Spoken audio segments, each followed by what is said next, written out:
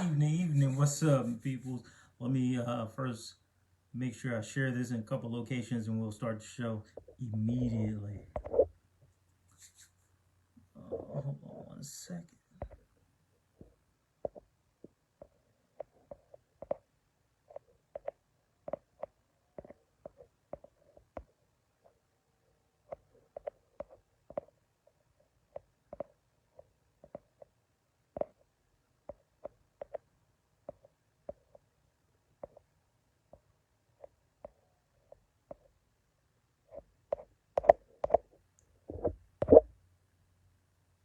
Evening, people. Welcome to the First Cut Declaration of a Golf Nerd. I'm your host, Odis Griffin. This episode, as all episodes, are brought to you by the African American Golfers Digest, the nation's leading publication for the avid black golfer. If you don't have a copy, make sure you go subscribe, check it out. It highlights the community and brings value to a community that is missed out on by the majority of mainstream media, especially when it concerns African Americans in the game of golf. So if you don't subscribe, please go out, grab a subscription. It has a print version and a digital version, and the website is awesome. It's always updated with new articles that promote and represents people of color in the community out there doing all things that have anything to do with golf. So make sure you go subscribe, grab a copy of the magazine. It helps a bunch in keeping the magazine able to basically present stories from African Americans about the game of golf and showing a unique perspective as the game of golf relates to the African American. So if you don't have a copy, make sure you go out there and get you a copy, support the magazine, and help continue to be able to share these stories that will likely go unshared if it wasn't for this magazine. Hey, what's up, press man? Hey, man. Hey, soon as I know as soon as he gets everything lined up, we're gonna be bringing out the Don DeMarco rum directly from my man Preston. And while we're on that, because just recently the PGA has opened up for businesses such as small businesses to come aboard, such as minority-owned businesses, in order to get some of these much needed contracts that they have. They have opened it up. I'm gonna bring up the story as soon as I get the laptop up, but they've opened this up, and that leads me to our first point of discussion, is talking about supporting our BOB black-owned businesses that are in this niche, in this golf thing, trap golf. Wayne Birch out there, caddy for Troy Merritt. This is his line. I got my brand new bag from Renegade Golf. They're awesome.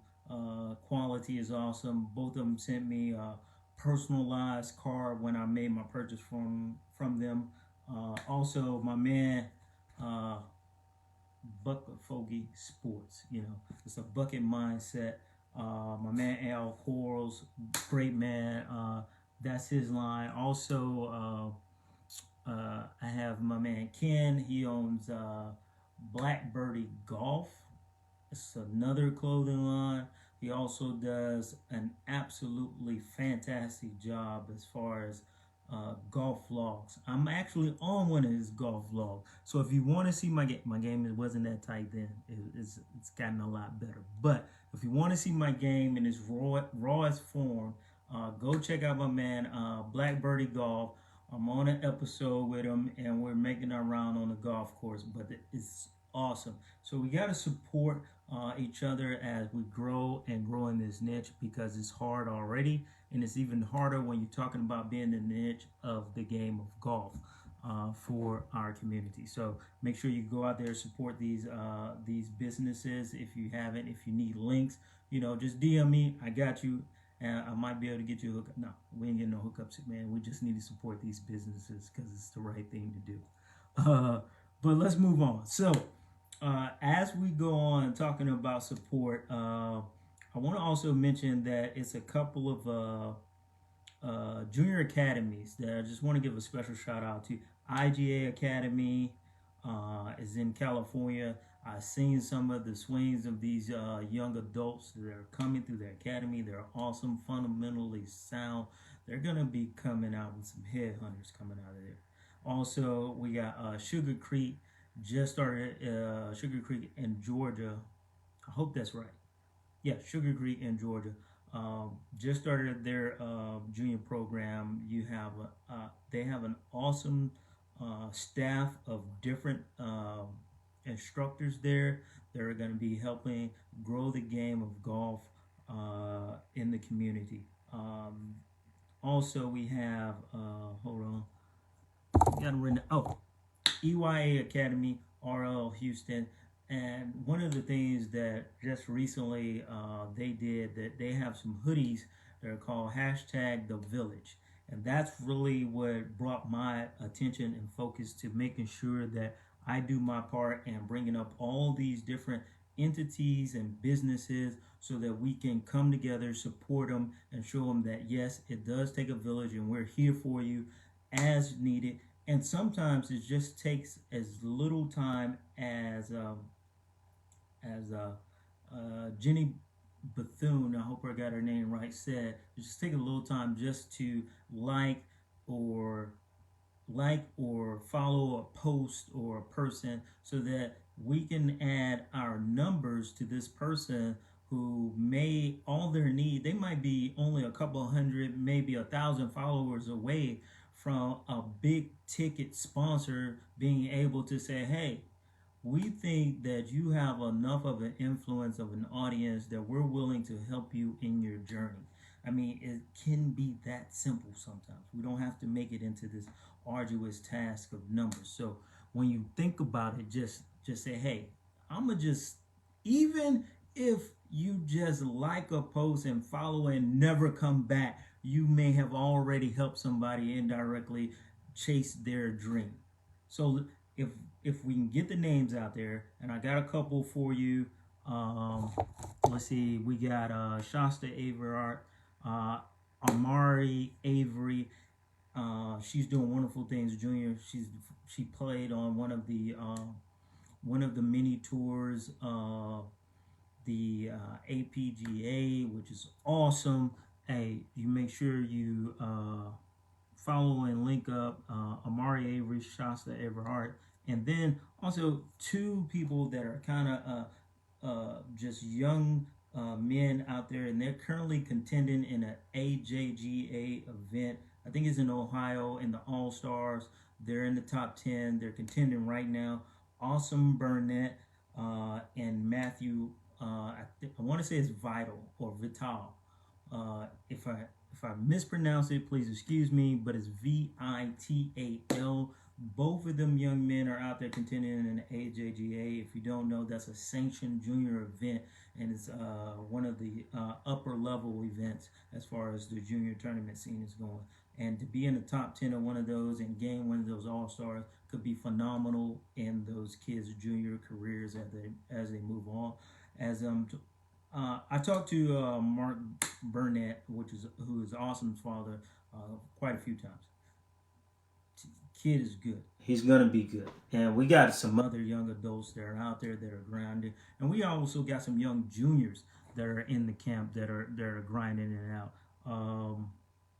So make sure that when you see them, make sure you follow them. Just let them know that you're aware of what they're going through and you appreciate it and you're following. And that can do so much when people are chasing these different dreams of either being a professional golfer or a golf professional, whatever it should be. So it just helps along on their journey. And shout out to like two. Also, the Pickney Foundation, who just recently started the AATQ. My man JC Calloway is out there. It's the African American Tour Quest. He's helping other young professional golfers try to get on tour and chase their dream. Whether it's the Corn Ferry Tour or whether it's the PGA, whatever it is, they're out there helping, grinding in the trenches, getting those kids a helping hand. I know recently he just helped a couple of kids with their PAT, which is, for people who don't know, it's the PGA Player Ability Test. Basically, it helps you get to that next level as far as being PGA certified, which is the Professional Golfers Association certified, so that you can teach and be a professional in golf and move forward.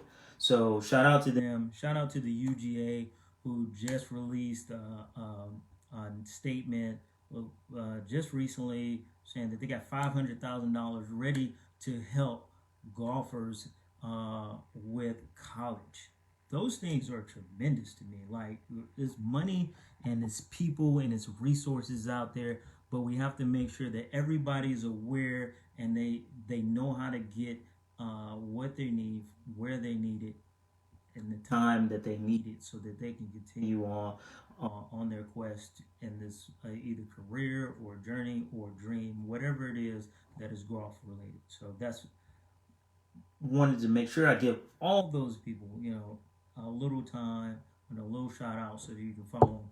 Oh, Ro Thompson's son. He's also grinding. I almost forgot about him. Sorry, so many names, so many people. And if I forget someone, it's okay. Just send it in the chat. Help me out. Help me let the people that are watching be aware. Either they're watching live now or they may watch the video later. Be aware of someone special who's grinding it out, chasing their dream, trying to be a professional golfer or a golf professional. Just shout it out, and I'll make sure I get it to the people if I missed it. Yeah, man, I'm doing my best. But yeah, AATQ. Yeah, I don't know if the brother passed, but he had a lot of support on his journey through the PAT, especially coming from the groups that I'm a part of. So let's get into some other stuff. So just recently, Tiger Woods had a match, him and Justin Thomas versus Rory and, oh man, I don't know why the name's slipping. I'm great with names, but anyway, they had a match. Tiger won, but the main thing about the match was to showcase the Tiger Design public course that just recently will be open to the public in the Lake of the Ozarks in that region. It's called Payne Valley. It looks amazing. Has an awesome 19th hole that is cut in rocks, in a mountain like rock quarry, it almost looks like. Yeah, not Justin Thomas, Justin Rose. That was the other Justin Rose. So it's Justin Rose, Rory McIlroy versus Tiger Woods and Justin Thomas. Tiger Woods won, but the course looked amazing. I know some people said it was wide open or whatever, but it's a public course. It's a resort course. It's a little pricey. I don't know if I'm gonna make it this year, but hopefully, well, I'll make it next year. But hopefully, the course looks beautiful. It looks amazing. The greens are protective. It didn't have a lot of trees and all of that, but the greens and the slope of the greens and the speed of the greens will add all the protection necessary, along with the weather, because we are talking about Missouri. It can get a little windy. From the lake, I'm probably about 2.5 hours from, maybe 2, depending on how you drive, but about 2 hours from 2.5 hours. If you follow the speed limit from the lake. I don't know exactly where this course is, but Ozark National is a part of that same area. So it's Ozark National, his course, and the big there's par 3 course that they play on the seniors, not the seniors, on the Champions Tour. I'm sorry. So that all of that is a part of that that mecca of golf courses are all up under the. Oh, somebody said I need to adjust my camera. My fault. Good looking out, fam. Yeah, $200 is kind of steep. I don't know if the missus is gonna let me pay $200 to play golf. So if anybody feels within themselves to give a donation for me to get around there, and I will show you. No, yeah, but yeah, I'm gonna try to get out there and play. I know a lot of people want to try to get out there, and there's a video on how they created the 19 hole. Man, that 19 hole is awesome. And I don't know if you're just a golf fan or just a fan of nature, just looking at how they designed that hole, or how that hole is picturesque is what it is. It's just an awesome hole. And it just adds more dynamic if you're a golfer. So the hole is beautiful, even if you're a non-golfer. But if you're a golfer and you see it, it just adds another layer of the beauty of that scenery that's there. Definitely, I've seen a lot of people talking about trying to get a trip there. There's people trying to get there quick, but like I said, it's $200 a pop, maybe more or less depending on what kind of rate you can get.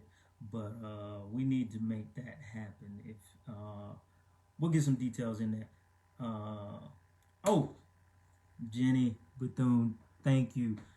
So make sure is two more people that I want to make sure you go follow Chase Johnson. I think it's 69 Instagram, but he's a young brother chasing his dream on the Korn Ferry Tour, which is like the minor league tour to the PGA Tour for those that are not, just avid golfers. So you have the Korn Ferry Tour, and we actually have two brothers out there. We have Chase Johnson, 69, and we also have Joseph Brammer. So make sure you follow those. And I think, if I'm not mistaken, I didn't check the leaderboard today, but Joseph was out there grinding on the tournament today. He was out there in a great position. I'm almost certain he made the cut Friday. So hopefully he'll place well and be able to get his PGA Tour card through the Korn Ferry Tour and be back on the regular tour. He had a lot of back issues and health issues that kind of derailed him when he was at the peak of his stardom and coming out. So yeah, so make sure you follow and like in these people to help with their journey. It helps, and it doesn't cost you anything other than about 2 seconds to find them. Type in a name, click follow, like a few photos, move on. Locked in, and you did your part. You can do more, but at least you did something. All right, let's get back to another shout out to Delonte. Delonte is a very, very new golfer. He's an avid Forex trader, but he's a new golfer. And one of the things that really caught my eye about Delonte, he's in Ohio. I believe he's in Ohio. No, hold on. Don't worry about it. It's Delonte. One of the things about it, he picked up the game just through Top Golf, and he's been grinding, trying to get better. He's actually trying to get with a teacher and get better. But in a recent post, I seen him actually bring somebody else to the game. And that's one of the things as golfers, we have to be good ambassadors about bringing new people to the game. So if you're not a golfer and you're watching, get you some clubs. Go to Top Golf. Go to the range. Find you another golfer. Come play golf. It is fun. It is the game of a lifetime. And when I say lifetime, I mean lifetime. Cause check this out. A guy named Herbert Dixon just turned like 100 years old, September 16th, and he's still golfing, baby. He's still chasing the white ball into the hole. He's still getting it in at 100 years old. I'm just hoping to be blessed like that, to be able to still play this game at 100. I don't care how I'm playing it, as long as I'm playing it, because that right there shows that there's still life left in you when you're still out there grinding. So he's 100 and he's out there getting it. But on to another topic, and as always, this is just my opinions. I'm open, and as my man Chris Siffer says, I don't own the monopoly on truth. So if you see it different, let me know. Let's talk about it. Let's see if we can iron it out. Yeah, so Ms. Bethune just corrected me. It is actually Johnson 96, and he's tied for 12th on the Korn Ferry Tour. So he's getting in. Go like the brother on Instagram. Go support him so we can make sure that he can receive support from those big companies out there. Because if they don't think people are following, or he doesn't have command of an audience, then they're not likely to give him assistance in his journey. So just liking, following him can add value to him being able to chase his dream. Yeah, golf is ageless. And 89-year-old helped me with my game. Hey, man, I've seen men. I play with two amazing men above the age of 70, and they still grinding it out every day. Shout out to Mike Middleton, and shout out to Jim. Man, y'all are amazing guys, and I just feel blessed to be able to play with people who are still playing the game of golf at their age, because it just gives me hope that I will be able to do the same, to be able to enjoy life and still find enjoyment in life. Because it's a lot of times where you see stories where people are they're just going through the motion. So I don't want it to be like that for me, and I hope that all of you who don't take up the game of golf will take it up and realize that, hey, it's a fun game. Like the man said, the man said, trap golf says it all. Trapping golf. I know some of y'all like golf. I don't want to play that, man. That's just no. It's not like that. It's a lot of competition and enjoyment in there. And big shout out to my man Ed. He found his driver's swing today. He came down to Como from Kansas City, and he found his driver's swing, and he did a little damage down here. Hopefully he'll come back tomorrow and I can get a little get back. 3 wood, 5 wood, chip and putt. I had to buy drinks. Ooh, see? Hey, 82, man, still getting up and down, because it's never how far, it's never what you hit. It's just how many did it take for you to get it in there. That's it. It's a pretty simple game. Sometimes we make it a little more complicated. And while we're talking about simple games, shout out to my man Michael Blade. He dropped a post, as always, controversy, love it. So he dropped a post talking about playing the ball as it lies. Now, I got my view on it. His view is a little bit different than mine. The game of golf, one of the essence of the game of golf is that makes it different than other sports is that the essence of being able to basically, there is nobody who can call penalties on you. You, as the golfer and as a gentleman, must call your own penalties on yourself when you know you violated the rules. So that is one of the biggest nuances that to me separates the game of golf from every other sport, is having to call the rules, having to just basically say, you know what, that happened, I got to give myself a stroke.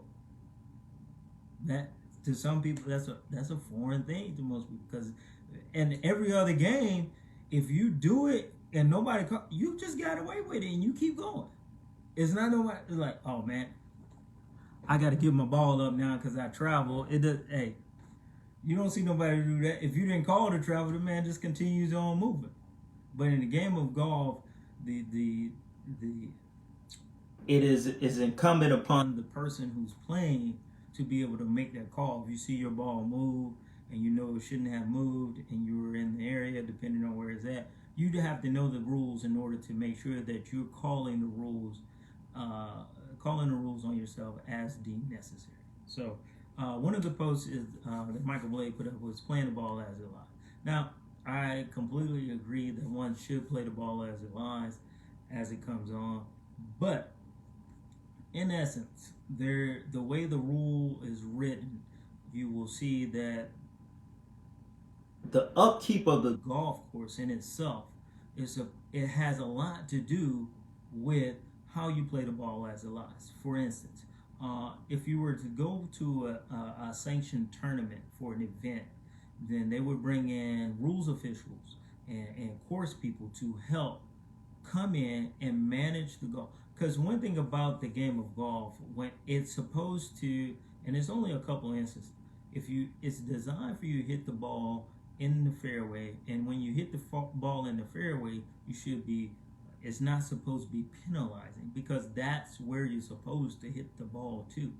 So if you hit the ball into what's supposed to be deemed as a fairway, and let's say for instance you hit a ball spot that's in the middle of the fairway, then if you were in a tournament situation, that area would be outlined by some white marker, and you would be, without penalty, able to move that ball, because that would be considered ground under repair, because the course was designed to have grass there, and everybody knows it was supposed to be grass there.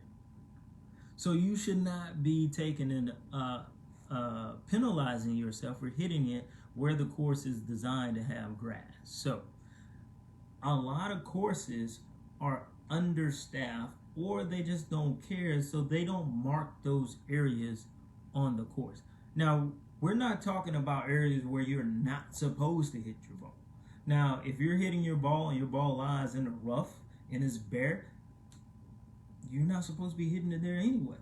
The rough is designed to penalize. Those areas are designed in them to penalize you, to make your shot more difficult than it was supposed to be.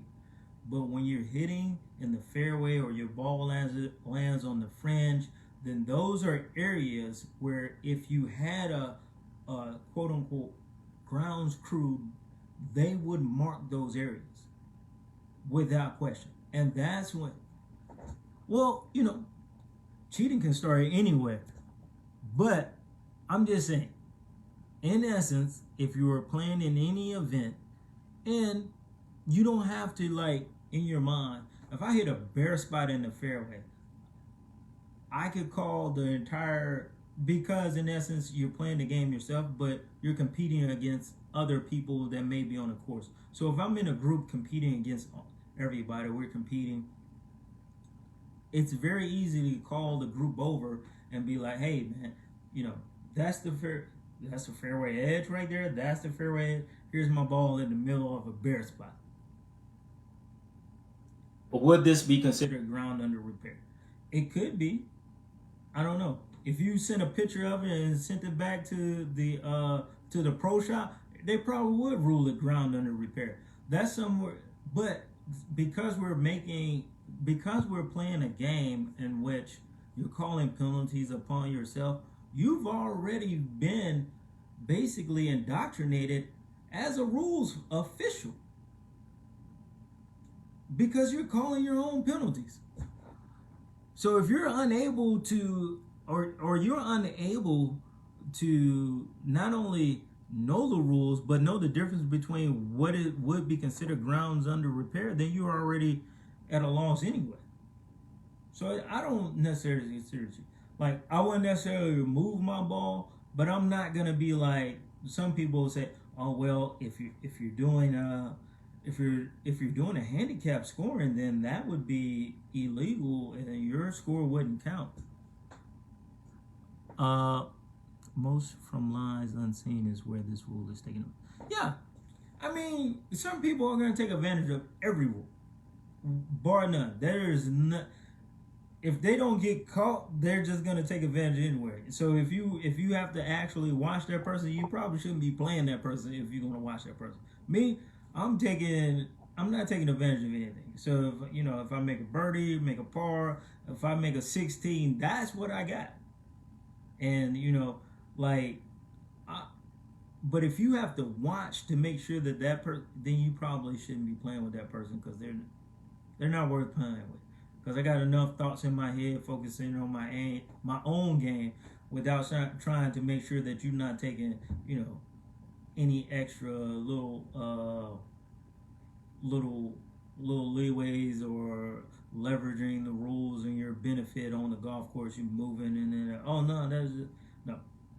So I mean, most people, if you have an issue or you don't know, you just say, hey man, hey, what do y'all think? Can I get a rule over here?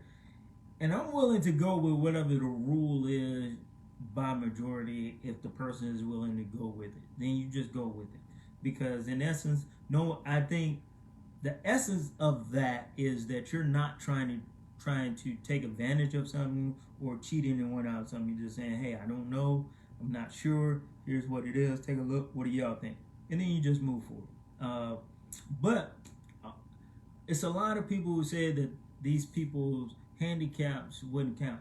I mean, the only reason we have handicaps in golf is in order to compete one level golfer, skill level, with another. That's the only reason for the handicaps. And if that's the only reason for the handicaps, if that person is fluffing or lying or whatever you want to call it, then they're making a handicap lower based not on their skill level, but based on their ability to cheat the system.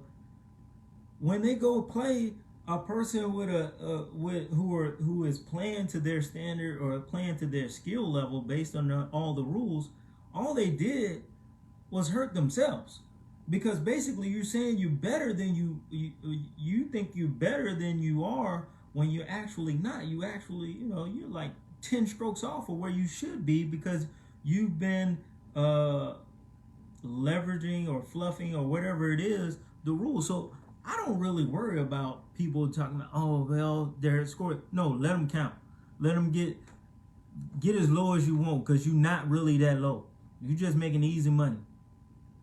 Because if I don't have to give you no strokes and you think you're a 5 when you're a 12, and I don't have to give you no strokes, that's fine. Then that's just easy money for me. Or easy competition for anybody that's playing in any kind of competition. So you're playing a handicap competition and the person is already basically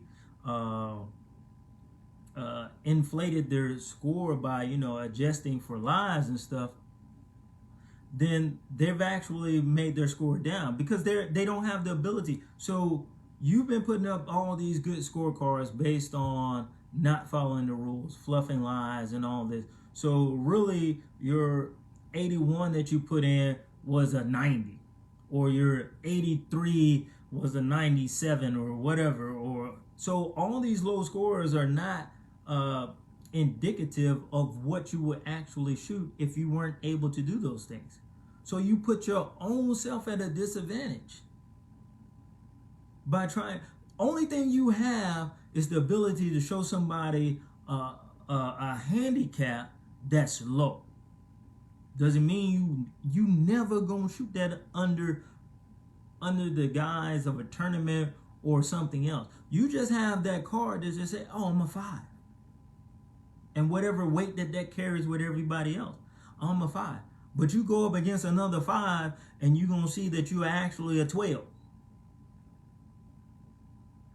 Because when you get under the tournament conditions where you have to count every stroke and you can't move the ball as you've been moving, you get all those strokes right back. So you've done nothing. So people say, oh, your score can count all it wants.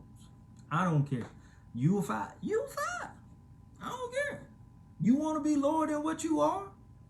You want to be lower than what you truly... You just made easy money for the person you're competing against. Or you made yourself not even in the competition if you're in a competition where it's a handicap. Where like you're in a, let's say for instance, Golf Weekly events when you first come in and you say you're a 5. Very soon when playing with that group, they're going to move you from that group and bump you up because you never was a 5. You was a 12 all day. Playing under the rules, you was a 12, but playing by how you like to adjust for it, you was a 5. So when you get under the rules, you're a 12, and they're gonna bump you up, and you're just gonna be in that group, and you're gonna be mad. So you ain't really cheated. You haven't cheated anyone but yourself. So just take the score as it is. If you don't want to play by the rules of golf, I don't have no problem with that. Whatever rules you want to make up, you go out there and play. Because when we played basketball, we played all kind of rules. So, I mean, we played 21. It was still basketball to us, but it wasn't like the game of basketball where you play 5-on-5. You play half-court basketball, it has a different set of rules. You play high school, it's a different set of rules than the NCAA. You play NCAA, it's a different set of rules than... 5 to 17, whatever it is. The NCAA is a different set of rules than the NBA. Because you can't do that Harden step in the NCAA. You traveling and the ball going the other way. Ain't none of that gathering zero step like Harden like to do That ain't happening in NCAA. It's just a different game. But as long as you have defined, the rules are only there to define uh, a set of standards so everybody's playing under them. And it's only matters to the individuals in which who are playing under those standards. Because if me and you play together and we're playing a different set of rules, as long as we're both playing those set of rules, whoever wins, wins. They just played the best game under those set of rules. So when you get to, you're playing somebody else, and because even in the game of golf, some of the rules change. That's why they have local rules. Some of those rules change and their adjustments. Like some courses don't have out of bounds within the golf course itself, or what they call I forget the nomenclature for it, but you can have an out of bounds between like hole 9 and 10. For whatever reason, they decided to have that. A lot of courses don't have that, but some courses do. And you have to know that, and those are local rules because those are governmental rules. They have other local rules, like maybe the high grass over here may be a lateral hazard, whereas over here it might not be anything, and you just have to take, Hey, Tim. Man, what's up, man? I'm never fussing about anything, man. It's all love here. But I'm glad. My man, Tim, he's one of those antagonists. I like antagonists because I'm all about the debate when it comes to golf. Let's get it in. Let's talk about it. Let's chop it up. But my man, Tim, reminds me of another thing. I see on Facebook all the time. People are hating on people hole-in-ones, man. Do not hate on people that are getting hole-in-ones. Hole-in-ones are like winning the lottery. It's not. It has nothing to do with the skill level of a golfer. So if you haven't got a hole-in-one, do not be hating on them people getting their hole-in-ones, man. I haven't got one. I think it's coming. I don't know when, but it's like the lottery. I don't know when that number gonna come up. Then bing, bing, bing, bing, bing, bing. Hey, man, I don't know how can you hate, but people be hating like people not supposed to get it. I think it's the fact that in some of the groups, it's a lot of people, like, it's groups with like tens of thousands of people, so it might be a hole-in-one every day. And so the people will get like upset, where did people getting these hole-in-ones from? I'm like, man, it's so many people. It's actually almost statistically possible to have a hole-in-one every day from the group, not a person-wise. Because if a person out there getting a hole-in-one every day, man, I'm gonna need to have somebody with them, camera action, something, because that's no. But hole-in-ones are fantastic for the game of golf. You feel good about it because you get a hole-in-one, you just shot at 130. I seen people get a hole-in-one, and I know they got 3 digits or they high 90. So it can't be skill level.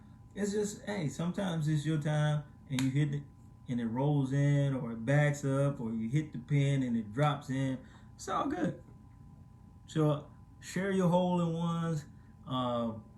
If you make a hole-in-one, if you make a hole-in-one, I would ask everybody that makes a hole-in-one, go get you 5 new golfers, man. Go out there and get 5 new people into the game of golf. That you owe it to the game of golf, who just blessed you with a hole-in-one, to go get you 5 new golfers. Invite and teach 5. You ain't got to teach them, but invite 5 new golfers to the game.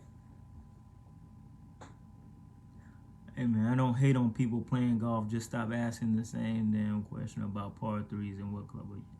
Hey man, I think on the low, people who post that kind of stuff just be wanting to know how far you hit your club. That's just me. I think that's it, because par 3s and what club you hitting, all it is, because you have no way to evaluate the environment, the green, where the green is sitting, or you expecting to roll out, you hitting a wedge to back it up. Man, they just want to know how far you hit your club. That's all it is. That's why they put that number there, like 215. what you hit. They want to know what club you can hit 215 so they know whether or not, because really it boils back down to people don't believe people can hit the ball as far as they do unless you're a pro. Oh man, you hit a 6'9", 190, you must be a pro. No, man. I just know swing dynamics and I'm compressing the ball. I got some little forward shaft lean, so it's a little Delonte. I got a little speed, so it comes off like that. My arms a little bit longer. I'm not flipping, early releasing, early extending.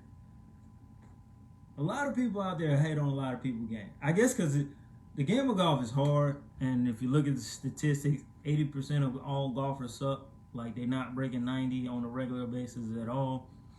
And that can be, depressing. That's why everybody should get you a lesson. Get you a lesson, man. Stop struggling. Stop trying to figure out how to invent the wheel when the wheel has already been invented. And I say that without it doesn't matter where you get your lesson from. Hold on, let me take that back. Bring that back.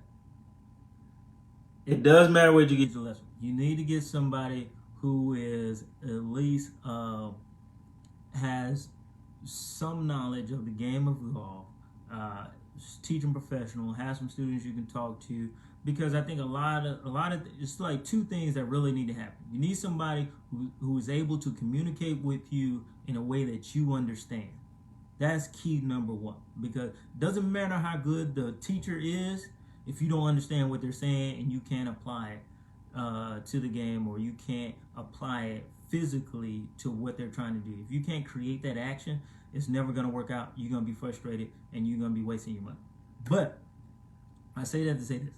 Any system that one applies themselves to, they're likely to see some success. So whether that is you do a stag and till, whether you go to your local PGA professional, you go to a golf tech, you go to 2-6 golf, you go see Michael Blade, you go see Scott Delonte, whoever you go see.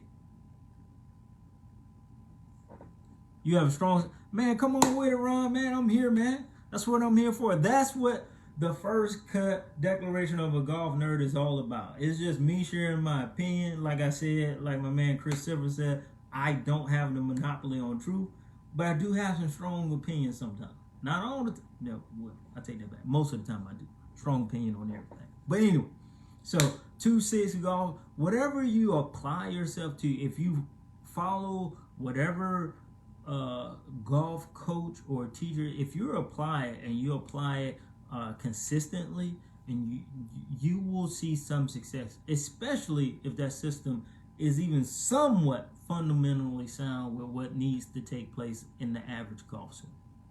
You will see success. A lot of people are taking up the game of golf and trying to figure it out, and they're wasting a lot of their athletic years when you can, you can mess up, but you can fix it because you athletic. You messing yourself up, because there's gonna come a time, if you playing this game and you play this game for a while, you're not gonna be that athletic no more, and then you're gonna wonder what happened. So it's best to go get fundamentally sound now. Get your game right now, so when you still, because if you look at it, if you look at basketball, football, any other sport, as the athleticism declines, the athlete relies more on fundamentals in order to be effective. And golf is the exact same way. Stop trying to be and figure it out on your own. Why not use this time when you have athleticism, when you have the physical attributes to create enough speed to be good, to put home that in something that's fundamentally sound. That way, when you don't have that speed anymore and you can't create that power, you will have the fundamentals of the game to still be effective and move around the course, and you probably still shoot within 2-3 strokes of what you used to shoot before when you lost your athleticism. Someone just asked a question on the thread: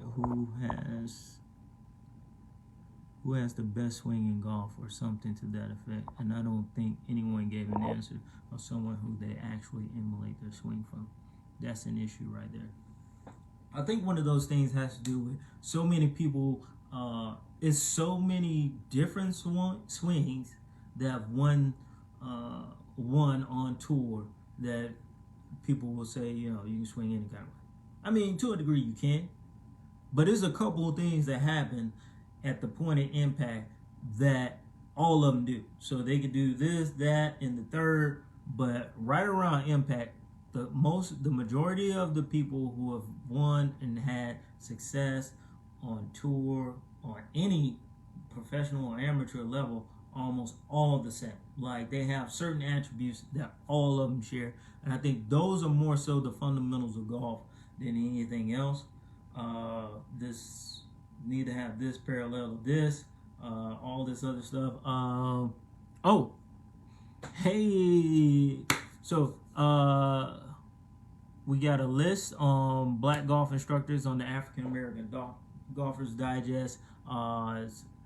The links in the comments, so just click on the link and you can get you some professional, because everybody should take at least a couple of lessons if you never had one, at least a couple of lessons, so you can learn. So it's the basic of the game of golf is so important for longevity and fun.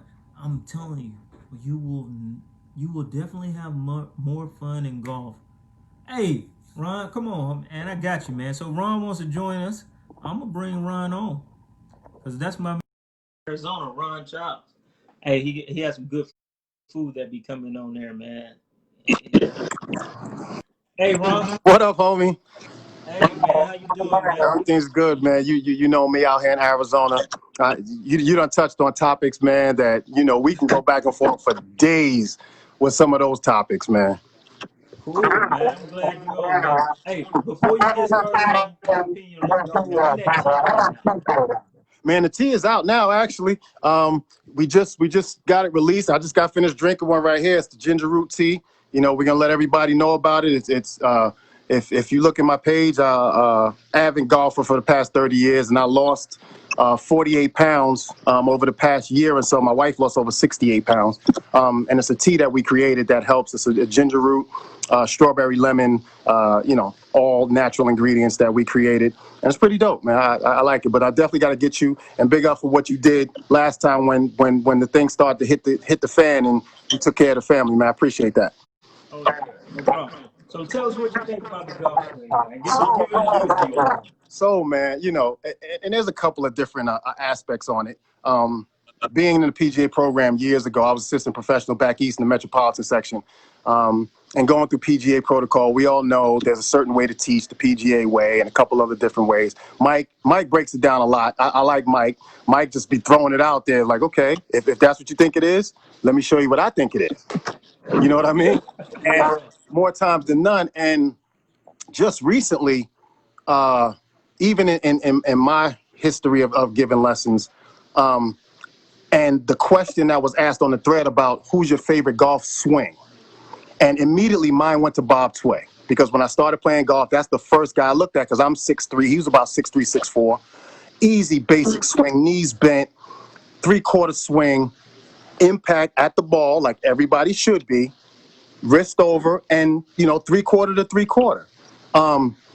Physically, I think trying to find someone who fits your body type and your height and physical build is an easier visual, because like you said, everybody's not taught the same way. Everybody doesn't receive information the same way. Right. Having someone, you got the John Daly's, and you got the Larry Misers, and you have the Fred Couples, and guys HV3 now, and Tiger. Everybody's like, oh, Tiger has the best swing. Adam Scott has the best swing. Absolutely, because that's their job. That's what they do on a daily basis. That's what they get paid for, and that's where their money comes from. Right. So it's great to have someone to see as having a great swing, but your great swing is inside a golfer that you're not even looking at. And I think that's something pretty key when we're looking at trying to get a golf swing that can have us consistent. That's all I ever wanted out of my golf swing, is to be repetitive and consistent. You could work out the kinks, you could work out the angles, you can work out the shaft angles, you can work out the attack angles, you can work at, all of those things that we get jacked up on. I can't tell you how much I was jacked up, man, reading the magazine earlier, reading the Golf Digest before the internet was popping. Man, I had everybody swing across my wall. Like, how come I can't do this? How come I can't do this? Hey, when YouTube, I stayed in a constant flex of Jesus about trying to figure out the game of golf. I went one swing off. Oh, this is money, because it works. I applied it. This is money. And it took about a few weeks, and then it came throw off like flat tires, man. I was like, man, okay, well, let's move on. Right. But over time, it was like elements of this remained the same. Right. This element remained the same. But how I understood the information changed as I went from this one to this one to this one. Exactly. And eventually, I was like, yeah, if I think I had somebody who was there to take that information and relay it back to me in a better way, I probably do a lot more things in the game. Exactly. And even how you say the things that are set in stone, and I got the air quotes up to a certain extent, grip, stance, posture, swing plane, stand in the barrel, use the plate glass, that doesn't apply to everybody. Right. It does not apply to everybody. What applies to everybody is getting the club up, getting it contact, and getting through it. Like I play with an older gentleman. His name is Ray. 3-wood, 5-wood. If he had to use the 5-wood again on a longer one, he'd do it. Chip and putt all day. He'd take his par, he'd take his bogey, and he's gone. But he knew exactly what his swing would do. And I kind of peeped that. And just jumping up a little bit further, just more currently, I've always played in the high single digits. I was always about an 8, 9 consistently. And then I just got a peep, and I told you about it. I just listened to Padraig Harrington, because he's like to me, he's the working man's golfer. And he explained something to me that clicked immediately. And I went from, that shaky 8, 9 to a solid 7, so to speak, 7, 8, but it's solid. It's not an iffy thing.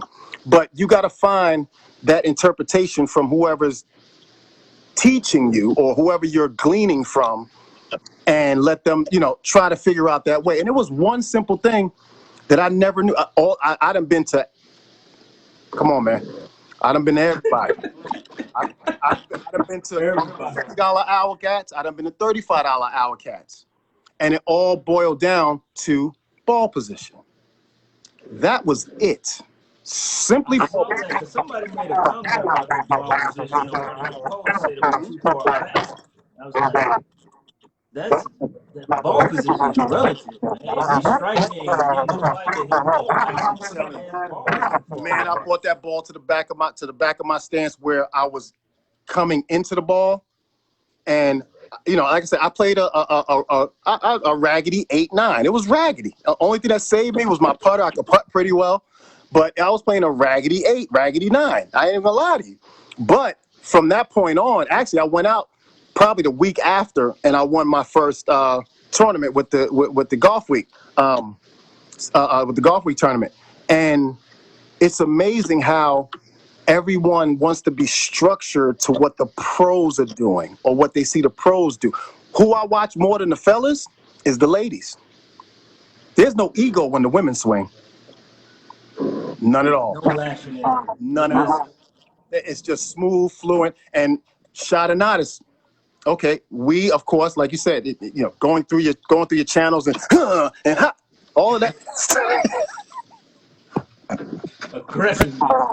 I just recently so I got what I was supposed to really. It's like the men, when you compare the length of the men's course and their average drive, and you compare it to the LPGA course and their average drive, the the ladies play longer when compared to their distances than the men, and it's not even close. Absolutely, because you got women hitting 5 woods on their second shot, 7 woods on their second shot, in comparison to, you know, just and since we kind of on that subject, like the Bryson situation, like if you watch Bryson set up and make his swing, he's just making the same aggressive swing from a different stance. You know, the muscle and everything is good, but he's generally making the same swing from a stronger foundation. So call it what you want, it works for him. His swing works for him. Now, I tried that. Second, third hole, it'll be an EMS golf cart coming out, hopefully with oxygen and a keg of beer. Because if not, I'm gonna be laying right there on the third tee. Just leave me there, you know. Make sure I got a sandwich or something, and we go from there. They said my audio is going up. I think it's on the back feed from you. Can you turn your volume up? How sound now? I don't know. Is that better, everybody? Is that better? Can y'all hear me better? Can y'all hear O better? I hope that. Oh, Uncle E, my man Eric Nephew, he hooked me up with this shaft for my driver, and I've never hit more fairway than with this what is it called, the Excalibur shaft. I've actually doubled my fairway percentage in regulation. They don't want to talk about that. They don't want to talk about correct shafts. They don't want to talk about correct lengths. They don't want to talk about grip size. You know, it's one of the most important things I found, and working, like I said, I've been in the industry. I worked at the stores, and I actually have a couple of really working at the Buick Classic. I reshafted David Frost's irons before his first round on Thursday. He brought them to me Wednesday night. I had to go through a whole spec list, and I had to stay overnight at the golf works I was working at, and it's crazy. But like you said, being able to spine when they was doing spining and puring, everybody thought, oh, that's just a gimmick. That's just when you look at the science of golf shaft now, because I remember back when golf had the EI-70, when Titleist had the 905s and the 9s was coming out, and it was like, okay, they starting to ramp up with these, you know, with these shafts, and they're graphaloy. And you know, from then you can't just take any shaft and pull it off a rack and expect it to perform how you want it to perform. It might happen. It might. It might. And we could look all the way down to putter shafts now, and even how they're using graphite and steel mixes and composites in putter shafts to get the kick that you want and the roll that you want. So talk a little bit more about that just for a hot second, because a lot of people don't think so. They think because the shaft is expensive or it's the hot shaft, the shaft works for them. Man, I've tried all the shafts. Like, I had all the rack shafts. And the crazy thing is, so I had this shaft in my Titleist for a while. I still got the 915 D2. I haven't upgraded to the Maverick or anything like that. I still got the 915 D2. So I talked to Eric, and I was like telling him like what I hit on the range, what kind of shot shape I like to see when I hit it.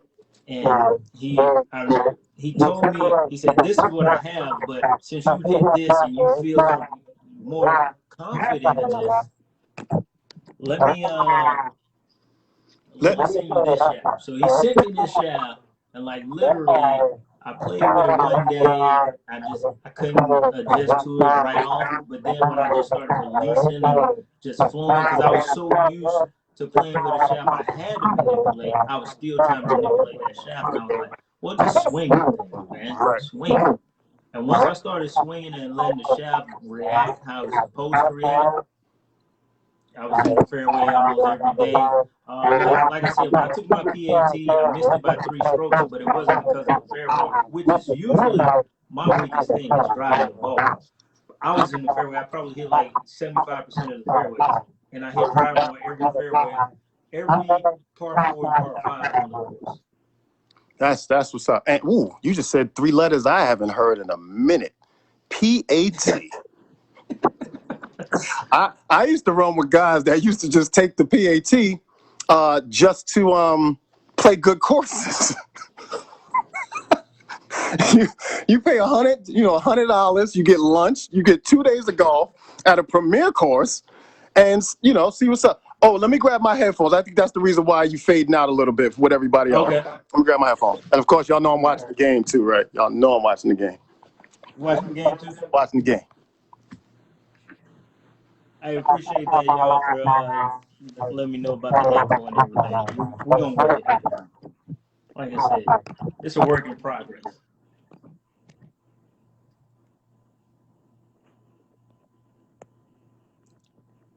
I know we had a question.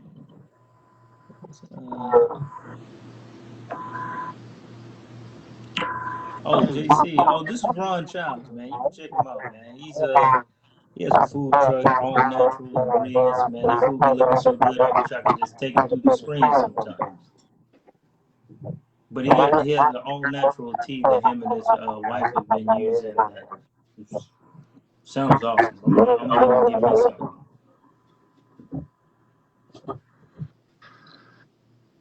I might grab my headphones too. Maybe it'll stop that echo. Is it still echoing, Mike?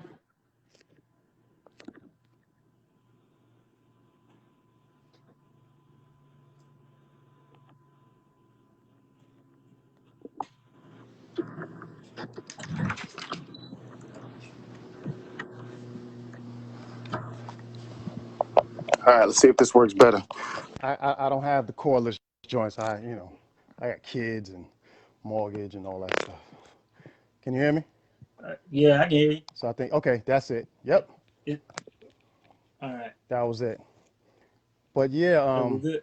Yeah, that PAT. But yeah, grabbing and even when you have a shaft that you said that you can finally let go, and that's Right.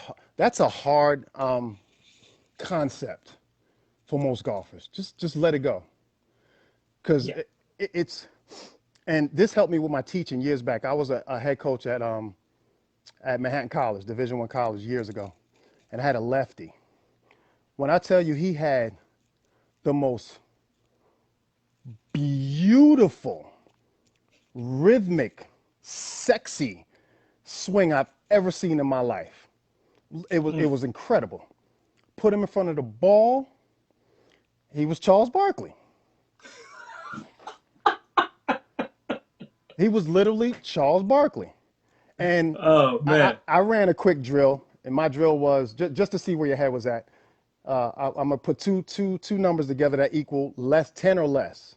So on your backswing, I'd go 2 + 2, and on your downswing, you tell me the answer. 7 + 1. Downswing, you tell me the answer. And stripe, stripe, stripe, stripe. Dude, just let it go. The worst thing that's going to happen is going to be far and wrong, but at least it's far. Letting it go, and that's even, we as amateur golfers, we watch too much. We watch too much TV. I really think we watch too much TV, because even on your short wedge shots where I'm a component, I'm the person of the component. My golf game is more management than anything. Get me between 155, 135, I'm happy as a lamb. I don't need to be 90 yards, 80 yards, because that brings, of course, more thoughts. Well, how's the lie? How's the bounce? Shit, I'm not playing well today. Damn, did I leave the cog running? I don't know. Get to some place where you're comfortable and go all out. It's nothing wrong with hitting the 3-wood on a par 5. When you get to that 90, it's also expectation level goes higher too, because you're expecting to be a lot closer than you are if you're at 130. You think? It's like you're at 90, you're like, I should be within 10 feet. The expectation is not, it's not a true expectation. It's one that you, excuse me, it's one that you've just dreamed up on watching golf. Because you see them from 90, they're within 8 feet, 10 feet. So now you got this expectation that I should be, at least 12. No, you Wow. shouldn't. I You just probably should be happy that you own the that you green own from the 90. green. Yeah. Because GIRs with 10 plus handicappers, man, it has to be incredible. The numbers have to be incredibly high. I know I was, let me see, I just got back to single digits probably last month, a couple months ago. But my GRR probably averaged, because I still was a pretty good putter in a very good, short game was like, I could always rely on that. Because my GRR probably 20%. I probably But that's the game. That's the 20, game. 30%. I read an article a while back talking about Augusta, and it's not about, because you can hit every green in Augusta and be on the wrong side, and you're better off chipping. So there's certain, and that's one thing I still to this day don't understand. And all y'all watching, my people, why aren't you spending 80% of your time in the short game area? Why? I, I swear to you, when I go out to practice, I never have to worry about anybody being in the bunkers. Ever. Ever. The bunkers are pristine. I've shown on the BGA, I'm practicing by myself. And short game that's what saves you. Sloppy drive, chunk out second shot. That's why, and I put that post up. That's why Bryson did so well, because he hit the spots to where he know he can chunk it and get it out to get it on the green and don't have to worry about where he hits it on the green. No, because he's gonna be good. Because he's going to be good. He's going to have something short that he can control and handle. And because I worked at Westchester Country Club, and right down the block is Wingfoot. And like I said, I played there before. I shot 81 when I played there, but it was the summertime. The greens were much slower, and there was literally no rough. So it's a members course until somebody comes in. But if you saw some of those putts from some of those angles, I think day 2 was the worst pin placements in that tournament, because there were places that even if you was able to get up and down, there was times you had to spin it by 20 feet just to even have a legitimate uphill putt. And I'm like, how's that even, possible? But it's more of being able to get your short game to a point where you can, when you have an attempt at a par, not an attempt at a bogey. And I think, the industry also turned us in that direction too, with distance and hey, go big or go home. Short game is just. I've never in my whole career, I don't think I've ever averaged over 265. I'm not even gonna lie. If I hit it, I'll hit it 270, 280. If I poke and get some roll, I'll get it. But I'm looking for that 265, 275 range after roll, and I'm good with that. Knowing your limits. On most courses, the amateurs playing, even if you play from the blue tees, that's okay. That's okay. 265. If you hit a 265, you're gonna be good. I'm the short man according to some of these people. I'm the short man. Man, I average like 310. Okay, go ahead then, do your thing. You can average 300 and you can still be a 20 handicap. 22. So I don't care. You average 300, that's good. I like it. If we're in the tournament, we're in a scramble. Go away. Big long drive. Go away. And ladies, by all means, get your game up. Scrambles with women that can play. Whoo! That's the key ticket. Whoo!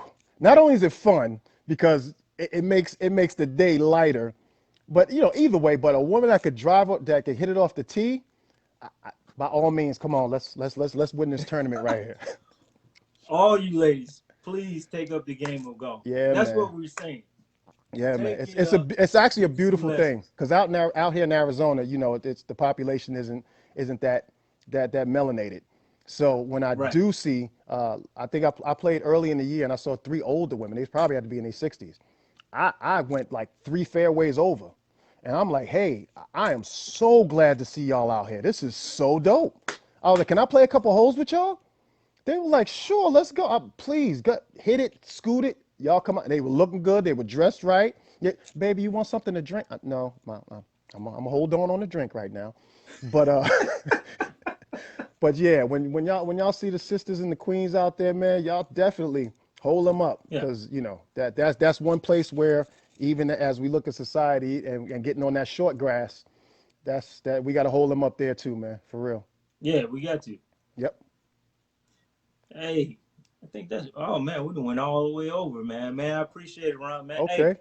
you make sure. Hey, everybody, y'all make sure y'all tune in next week again, 8 o'clock Central. You know, whatever that means to you in your local time period. Come on, man, and be like Ron. Come on in. Like I Yeah, said, man. I don't have the monopoly on truth. It's just my opinion on stuff, and we just try, go back and forth and just discuss it and bring light to a game that we all love. Cool, JC. So Hey, I yeah. want to get on here with Chris. Chris, man. Chris, my man. Oh, But you were trying to get on here with the whoa, bishop? I'm man, gonna boy, talk to the bishop, man, I get and up here see with if Chris, Chris can boy. come It's on here, man. woo. He flow with it though. Chris flow. Yeah. I'm gonna see what I can do. I'm gonna send a message out to Chris and see if we can get Chris on here, man. But I appreciate you coming on, Yeah, Ron, man. I man. appreciate you, man. As always, man. I'm gonna try to get out to Arizona too. Yeah, I'm gonna man. have to Like I talk said, to the we wife out here. about Y'all know that and see if we can we get play out there. all year long, but this heat, woo. Unless you get out early, boy. But no, I Right. can't even say that because you get to play TPC. You get to play the premier courses for like $39, and In the if heat. in the heat, it's all right though. You bring out a gallon of frozen water, get your cloth, get out early, and once you go by the shop, they're like, you want to play some more? How much? Go ahead, man. You get in 36 in the summer easy at the premier Easy. courses out here easily. Oh man. I might have to brave that heat, man. I Yeah, don't mind. yeah. Look, Play some as long premier as it's courses like that. 100, let 100 and under. In the 90s and 100, you good. It's no problem at all. All right. Hey, make sure you put a link in so people can grab the tea, man. Oh, I That definitely will. I definitely will. appreciate it, man. Yeah, man. Thanks for having me on, man. It was cool. I Oh, no like this. problem. Much love, man. All right, now. All right. Peace, y'all. Hey, everybody. Thank you for tuning in. We appreciate it. It was a lovely discussion, man. Great. If anybody else wants to come join in, man, be like Ron, man. Come on, let's talk about it. This is what it's about. It's the first cut declaration of a golf nerd. As always, brought to you by the African American Golfers Digest, the nation's leading publication for the avid black golfer. Make sure you subscribe, grab a copy. They got the digital and the print version. It's an awesome thing that sheds light on a much needed community in the game of golf, and we just need your assistance as always.